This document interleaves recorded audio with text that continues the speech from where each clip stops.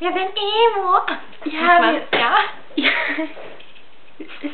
Ja, wir sind 13 Jahre alt. Ja. Und haben MSN und ICQ.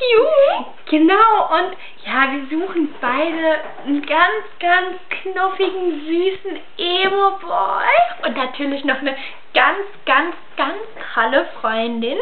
Ja, weil Freunde, das war noch nie so unser Ding. Also wir haben ja schon ein paar, aber eigentlich sind die nur so aus Mitleid mit uns befreundet, weil wir sind halt Also noch. Papa. Ja, und die sind den ganzen Tag nur so 10 Stunden shoppen, immer nur so Glitzer überall. Und geschminkt sind die. Überall. Schminkt sie. Ja, schminkt sie schon. Ja, das ist total nervig. Und das wäre echt nicht schlecht, wenn unsere Freundin auch ein Emo wäre. Bitte, bitte, bitte meldet euch. Knuff.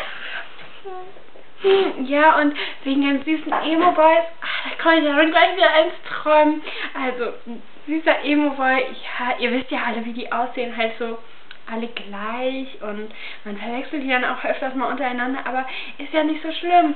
Hauptsache er ist auch ein bisschen schwul und ja. Emo halt. Ja, und ein Bollo kann es ja auch sein, aber naja, muss jetzt nicht so, ne?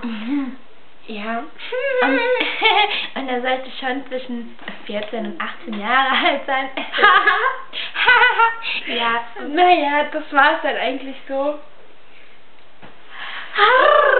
Wir lieben euch. Tschüsschen.